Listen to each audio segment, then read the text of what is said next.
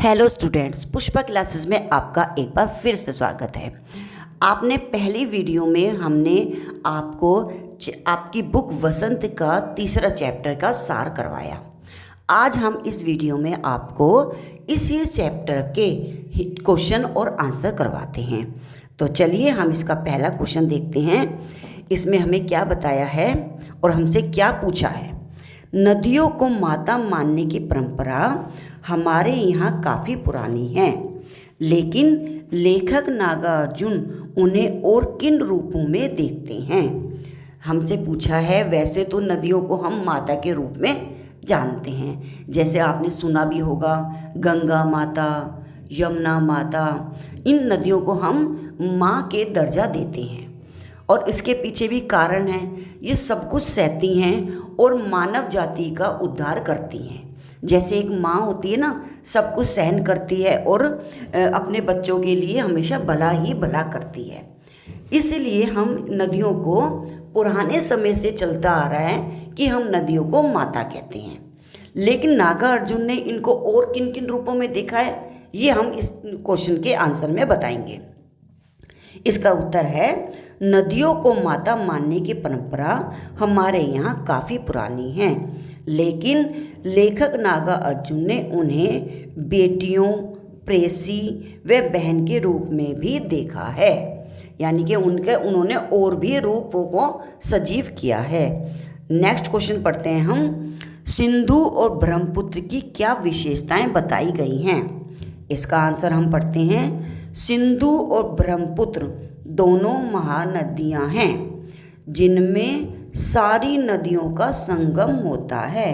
ये दो ऐसी नदियां हैं जो दयालु हिमालय से पिघले हुए दिल की एक एक बूंद से निर्मित हुई हैं।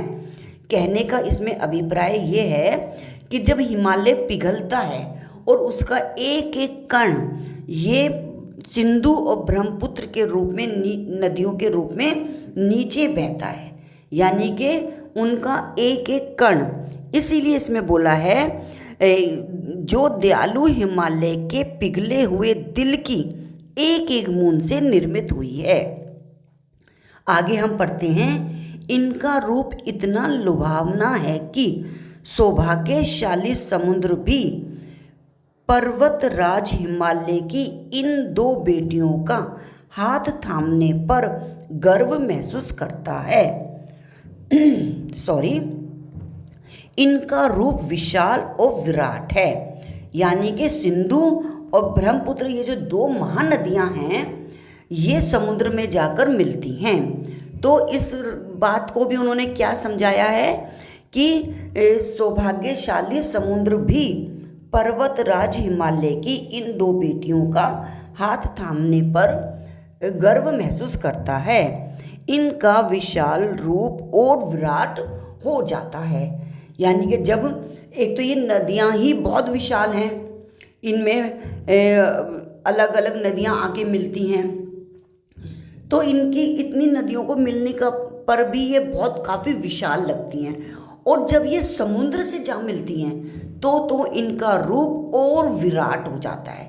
यही वाली बात लेखक हमें बता रहे हैं। नेक्स्ट क्वेश्चन पढ़ते हैं हम। काका कालेकर ने नदियों को कोल माता क्यों कहा है। इसका आंसर पढ़ते हैं। काका कालेकर ने नदियों को कोल माता इसलिए कहा है क्योंकि ये युगों से एक माँ की तरह हमारा भरण पोषण करती हैं। यानी कि जैसे एक माँ अपने बच्चे का लालन पालन करती है, नदियाँ भी हमारा इसी तरह से हमारा पोषण करती हैं। यानी कि पानी हमारे लिए कितना ज़रूरी है। अगर मान लो पानी नहीं होगा, सोच के देखो, तो हमारी खेती कैसे होएगी और हम आगे हमारे यहाँ पे देश में अनाज कैसे उगेगा। तो एक माता का रूप लेकर ये नदियाँ हमारी बहुत सहायता करती हैं। आगे हम क्वेश्चन में पढ़ते हैं। ये हमें पीने को जल तथा मिट्टी को उपजाऊ बनाने में सहायक होती हैं। जिस तरह माता तमाम कष्ट सहने के बावजूद अपने पुत्रों का भला चाहती है, उसी तरह नदियाँ भी मानव द्वारा दूषित किए जाने के बावजूद जगत का कल्याण करती हैं। आप कभी देखोगे, कभी जाओगे, आपको मौका लगेगा तो आप देखोगे नदियों के आसपास काफ़ी गंदगी रहती है। तो इसमें लेखक हमें यही कह रहे हैं कि मानव उनको दूषित करता रहता है, फिर भी वो माँ की तरह मानव का कल्याण ही करती रहती हैं। और नेक्स्ट हम पढ़ेंगे क्वेश्चन, हिमालय की यात्रा में लेखक ने किन किन की प्रशंसा की है। तो इसका उत्तर हम पढ़ते हैं, हिमालय की यात्रा में लेखक ने इनके अनुपम छटा की, इनसे निकलने वाली नदियों की, अटखेलियों की, बर्फ़ से ढकी पहाड़ियों की सुंदरता की, पेड़ पौधों से भरी घाटियों की, देवदार, चीड़, सरो, चिनार, फैसदा, केल से भरे जंगलों की प्रशंसा की है। यानी कि लेखक ने क्या, हमें बहुत सी चीज़ों की इसमें प्रशंसा की है, जैसे बर्फ़ से ढकी हुई पहाड़ियों की और अलग अलग जगहों की, जंगलों की, पेड़ पौधों की, इनमें हमने तारीफ़ की है। नेक्स्ट क्वेश्चन पढ़ते हैं, यह लेख 1947 में लिखा गया था, तब से हिमालय से निकलने वाली नदियों में क्या क्या बदलाव आए हैं। यानी कि जब ये चैप्टर लिखा गया वो सन था 1947, लेकिन अब इनमें और क्या क्या परिवर्तन हुए हैं ये हमसे क्वेश्चन के अंदर पूछा है। तो इसका हम आंसर देते हैं, 1947 के बाद से आज तक नदियाँ उसी प्रकार हिमालय से बह रही हैं, लेकिन अब हिमालय से निकलने वाली नदियाँ प्रदूषण का शिकार हो चुकी हैं।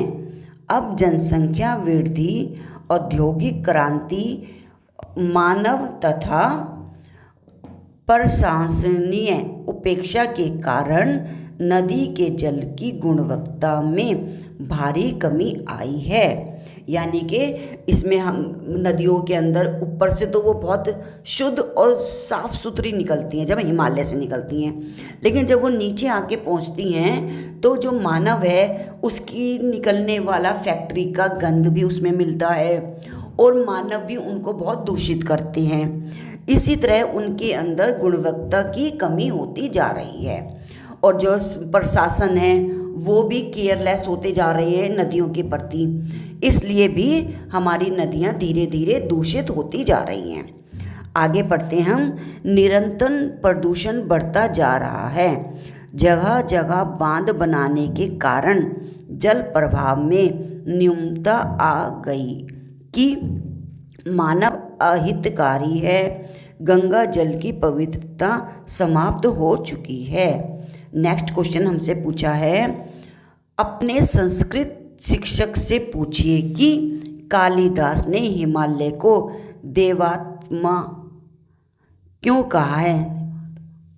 इसका उत्तर है, हिमालय पर्वत पर देवताओं का वास माना जाता है। ऋषि मुनि यहाँ तपस्या करते हैं, इसलिए कालिदास ने हिमालय को देवात्मा कहा है। आई होप आपको ये सारे क्वेश्चन समझ आए होंगे और मेरी वीडियो देखने के लिए आपका बहुत बहुत धन्यवाद।